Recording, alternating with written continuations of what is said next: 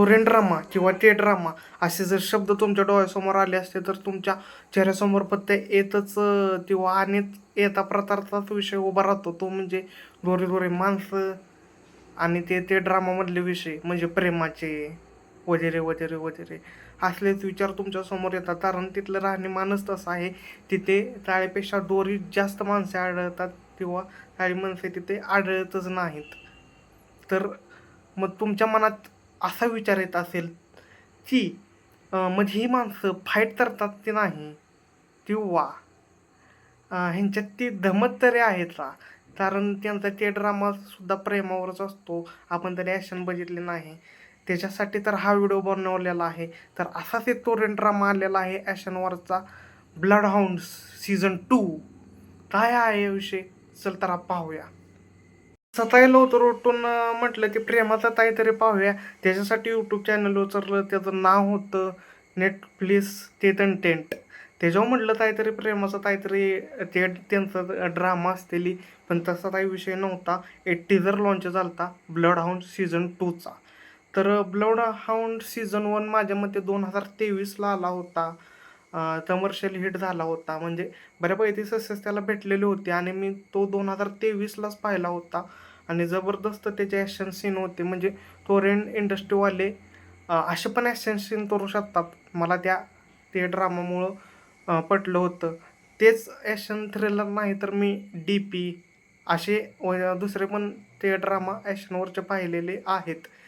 तर याचा सीझन 2 आलेला आहे आणि सीझन 2चा टीजर आलेला आहे. टीजर तसा आहे, त्याचा रिव्ह्यू आपण करणार आहोत. तर याची रिलीज डेट आहे 3 एप्रिल 2026, म्हणजे पुढल्या महिन्यात हा रिलीज होणार आहे. नंबर ऑफ एपिसोड मला वाटतं हे जे 8 एपिसोड असणार आहेत.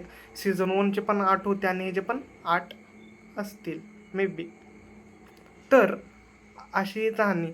तर रिव्ह्यू तसा होता, काय होता तसा होता आणि लास्ट सीझन 1चीच असणार आहे का याची आपण चर्चा करूया. चला तर मग.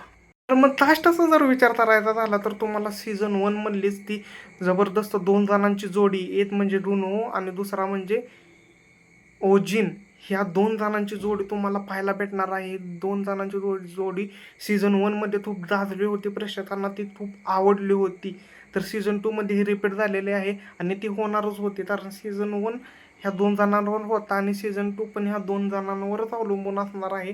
ह्याच्यात तुम्हाला विलनमध्ये रेन रेन हा पाहायला भेटणार आहे.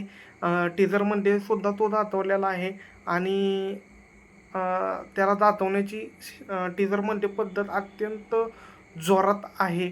ते तुम्ही टीजरमध्ये पाहू शकता. मी खाली लिंक देणारच आहे त्याची टीजरची. तर टीजरचा जर व्हिडिओचा विचार करायचा झाला तर त्याचं प्रोडक्शन क्वालिटी, त्याचं BGM, बॅकग्राऊंड म्युझिक ते पण खूप खतरनाक आहे आणि ॲक्शन सीन ते WWE सारखं बॉक्सिंग टाईप ते सुद्धा खूप चांगले आहे आणि सीझन 1मध्ये सुद्धा ते दाखवले होते. परत त्यांची बाहेरची ॲक्शन, रेन आणि त्या दोघांमधली फाईट हे खूप टीजरमध्ये उत्तम प्रकारे दाखवलेले आहे. तर उत्कंठा हीच आहे सीझन 1 सारखाच ह्याला सीझन 2ला प्रतिसाद मिळावा हीच अपेक्षा आहे. तर तुम्ही जर हा सीझन 2 पाहणार असाल तर सीझन 1 नक्की बघा. फक्त 8 एपिसोडचा आहे आणि ह्याचा सीझन 2 याला पण अजून 1 महिना आहे. म्हणजे तुम्ही येत्या महिन्यात हे तुम्ही आरामात सीझन 1 तुम्ही याचा आरामात पाहू शकता. फक्त 8 एपिसोड आहेत. मला वाटतं 1 तासाचा असेल, लगभग 1 तासाचा असेल.